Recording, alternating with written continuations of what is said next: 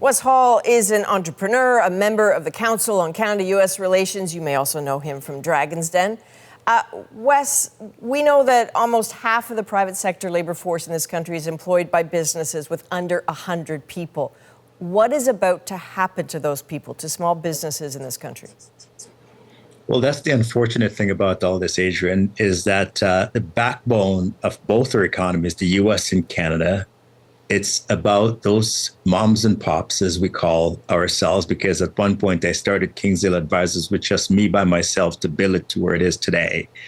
The backbone are those people who have, 5 or 6 employees, and now they have to make decisions as to what they do with respect to this tariff that was unreasonably put on their businesses and that additional cost to them and their customers.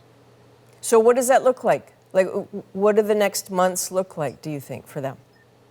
I think it will be difficult. No question. It will be a difficult few months.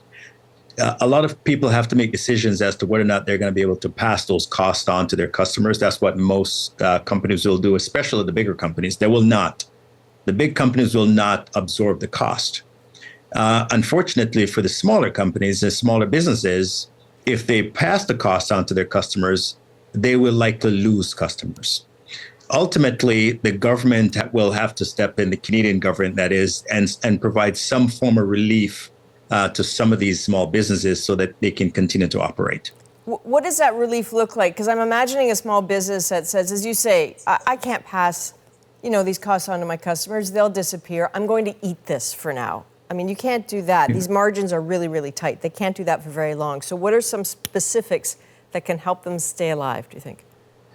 Well, to the extent that they can pass the cost on to their customers, they should do that. At some point, as you mentioned, they will have to make a decision as to whether or not they want to eat the cost. And I do strongly believe that at some point in the future, the government will announce a program, just like they did during COVID, to help and to provide some relief on small businesses. And that could be tax incentives that they would be able to provide to those small businesses in the future. So when they file their tax return, they can claim some of these tariff-related expenses.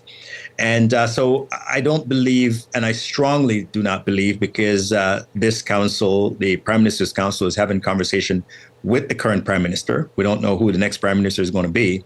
But I can tell you that if it was this current Prime Minister in the seat, the conversations that we're having right now is that there would be some relief coming to small businesses. We talk a lot in almost theoretical terms about finding new markets, right, to offset the American one. How realistic is that for a small business? In the long term, they must do that, regardless of what happens. The fact is, we have a president in the United States, or an entire administration, that's unpredictable.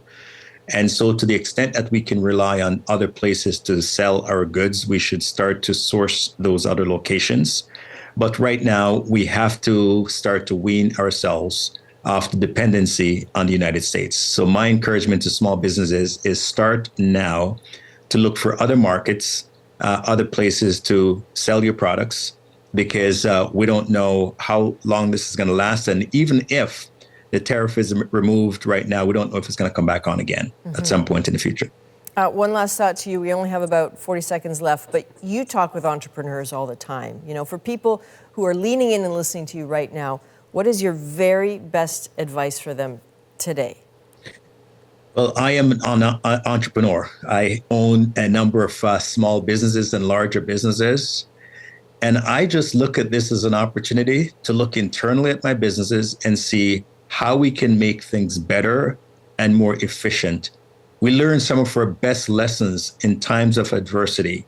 So I would say that we should look internally, and some of those decisions that we wanted to make, but because things were going well, we just didn't do them. Take this opportunity to do those things and make those tough choices. I hear efficiency, and I think I hear layoffs when you say that. Unfortunately, it will come at a cost to jobs. We hope that those jobs will be recovered in the future, but temporarily, there will be some layoffs, no question. Yeah, this is rough. All right, Wes Hall, thank you. Thank you, Adrienne.